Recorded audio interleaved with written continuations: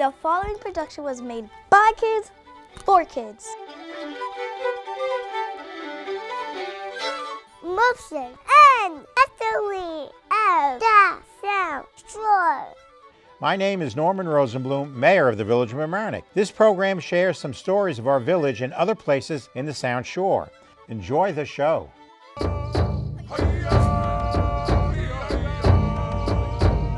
September 23rd, 1661, John Richbell, a wealthy trader, purchased 3 necks of land from the Siwanoy Indian chiefs Wapaquay-Wam and Manhattan, accompanied by translator Edward Griffin. Those necks were the East Neck, Orienta, Middle/Great Neck, Larchmont Manor, and Davenport Neck. To get the land, he traded a lot of stuff. However, 1 year later, the Indians sold the land again to someone else. Eventually, the issue was sorted and John Richbell owned the land.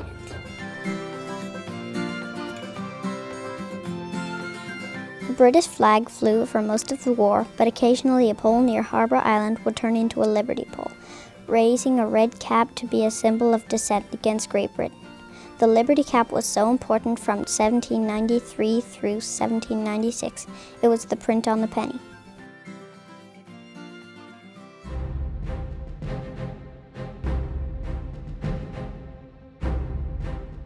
In 1775, Mamaroneck, like the rest of the American colonies, was divided into loyalists to Britain and colonials wanting freedom.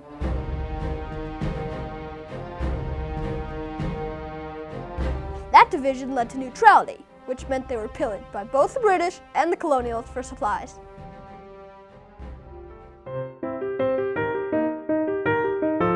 The first public school in the area was constructed in 1807 on Weaver Street. It was a one-room schoolhouse. It was expanded over the years. The building continued to serve as a primary school until 1922.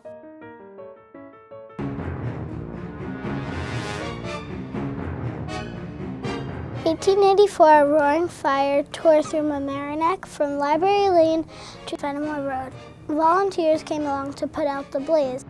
Since then, a volunteer fire department was created, and it still exists today.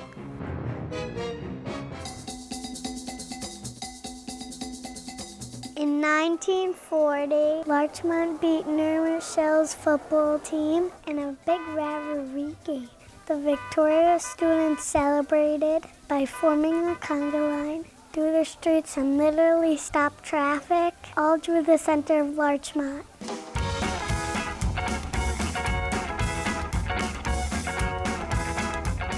In 1950, the New York legislature approved a project, the New England Thruway.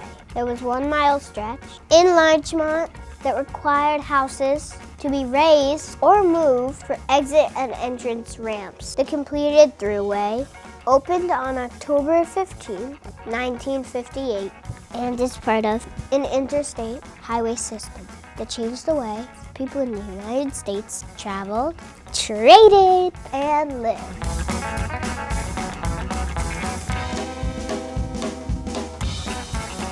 In 2008, Town Administrator Steve Altieri, Mamaroneck Town Supervisor Valeria O'Keefe fixed the town garbage truck to run on waste vegetable oil. To be the first walking garbage truck of its kind in the state, saving about 40 gallons of diesel fuel a week and roughly $5,400 a year, not to mention vegetable oil burned more cleanly, which is better for our environment.